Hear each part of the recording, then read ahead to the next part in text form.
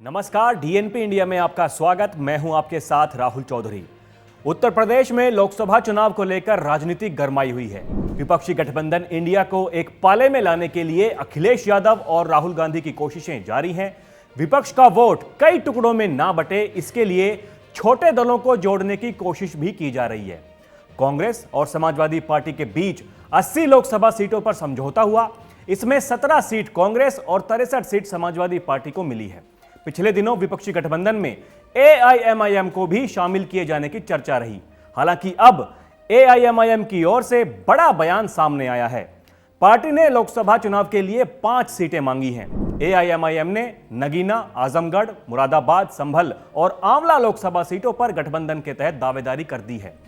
UP में विपक्षी गठबंधन इंडिया को बीजेपी के सामने ताकतवर बनाने के लिए हर प्रकार की कोशिश की जा रही है।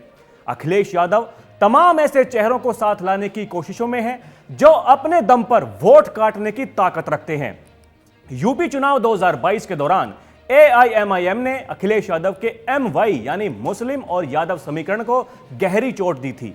करीब दर्जन भर विधानसभा सीटों पर पार्टी ने समाजवादी पार्टी की हार तय कर दी थी। अब इस प्रकार के वोट को एकजुट करने की कोशिश हो रही है, क्योंकि इससे पहले राष्ट्रीय लोकदल के मुखिया जयंत चौधरी विपक्षी गठबंधन का साथ छोड़ चुके हैं। वहीं राज्यसभा चुनाव में सपा को बड़ा झटका लगा है। सियासी गलियारों में विपक्षी गठबंधन का समर्थन करने वाले तमाम राजनीतिक दलों को समाजवादी पार्टी के कोटे से सीट दिए जाने की चर्चा है। पिछले दिनों विपक्षी गठबंधन में एआईएमआईएम को भी शामिल किए जाने की चर्चा रही। प्रदेश के मुस्लिम वोट बैंक को एक पाले में रखने के लिए अखिलेश यादव एआईएमआईएम को साथ लाने की कोशिश करते दिखे हैं। ऐसे में पार्टी की तरफ से बड़ा दावा किया गया है। पार्टी ने साफ कर दिया है कि अगर उत्तर प्रदेश में 5 लोकसभा सीटें नहीं दी गई तो फिर हम अकेले चुनावी मैदान में उतरेंगे। आपको बता दें कि एआईएमआईएम ने उत्तर प्रदेश के विधानसभा चुनाव 2022 में अपना पूरा जोर दिखाया था। इस चुनाव में भले ही पार्टी को 0.49% वोट मिले, लेकिन बिजनौर, नकुड़, कुर्सी, शाहगंज, सुल्तानपुर, औराई, फिरोजाबाद, जौनपुर, मुरादाबाद नगर विधानसभा सीटों पर एआईएमआईएम के उम्मीदवार सपा प्रत्याशी की हार का कारण बने थे।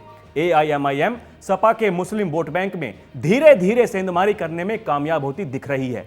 खबरें हैं कि एआईएमआईएम ने आजमगढ़ से राशिद अली को चुनावी मैदान में उतारने की रणनीति बनाई है। एआईएमआईएम के प्रवक्ता मोहम्मद फरहान ने मीडिया से बातचीत के दौरान 5 सीटों पर चुनाव लड़ने की बात कही है।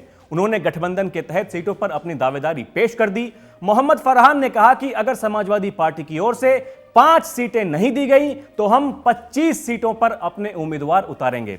फरहान ने यह भी कहा कि इसके बाद अगर मतों का बिखराव होगा तो उसकी जिम्मेदारी समाजवादी पार्टी की होगी। पार्टी प्रवक्ता ने कहा कि गठबंधन के तहत सीटें मिलने पर नगीना से दलित नेता पवन अंबेडकर और आजमगढ़ सीट से पार्टी के प्रदेश अध्यक्ष शौकत अली चुनाव लड़ेंगे। मुरादाबाद, संभल और आंवला सीट पर बाद में उम्मीदवार तय किए जाएंगे।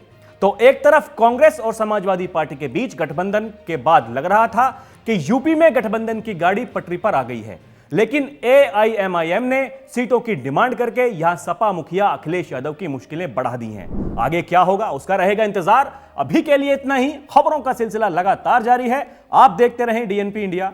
नमस्कार।